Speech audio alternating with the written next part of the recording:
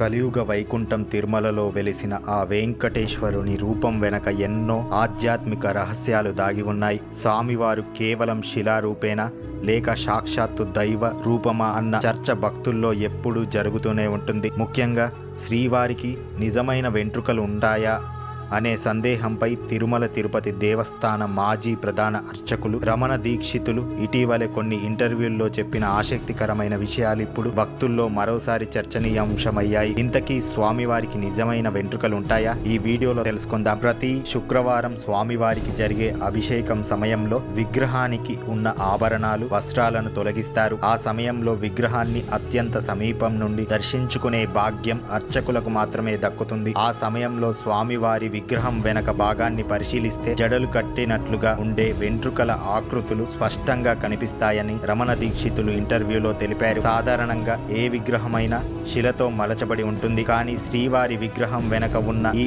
ఆకృతులు అచ్చం మనిషి తల వెనక ఉండే జడల మాదిరిగానే ఉండడం ఒక గొప్ప ఆధ్యాత్మిక రహస్యమని ఆయన తెలిపారు. ఇది శిల్పకళా చతుర్యమా లేక దైవిక శక్తులు అన్నది భక్తుల నమ్మకానికే వదిలేశారు. ఆ రూపం మాత్రం అద్భుతమని ఆయన ఇంటర్వ్యూలో తెలపడం ఇప్పుడు భక్తుల్లో చర్చనీయాంశంగా మారింది. పురాణాల నుంచి వెంకటేశ్వర స్వామిని కేవలం విష్ణు రూపంగానే కాకుండా శివకేశవుల ఏకరూపంగా భక్తులు కొలుస్తూ వస్తున్నారు. పరమశివునికి ఉండే జడ లాంటి వెంట్రుకలు లాగే స్వామివారి విగ్రహం వెనక భాగంలో ఉండటం ఆయనలోని శివతత్వాన్ని సూచిస్తుంది. అలాగే విగ్రహంపై ఉండే వివిధ లక్షణాలు ఆయనను సర్వదేవతల స్వరూపంగా దర్శింపజేస్తాయని పురాణ విశ్లేషకులు చెబుతుంటారు. స్వామివారికి నిజమైన వెంట్రుకలు ఉన్నాయి, అవి ఎప్పటికీ చిక్కుపడుతూనే ఉంటాయి అని భక్తులు తరచుగా నమ్ముతూ ఉంటారు. స్వామివారికి నిజమైన వెంట్రుకలు ఉన్నాయి, అవి ఎప్పుడు చిక్కులు పడుతూ ఉంటాయి. భక్తులు తరతరాలుగా నమ్ముతూ వస్తున్నారు. అన్నమయ్య కీర్తనల్లో కూడా స్వామివారి రూపాన్ని రకరకాలుగా వర్ణించారు. రమణ దీక్షితులు వంటి ప్రధాన అర్చకులు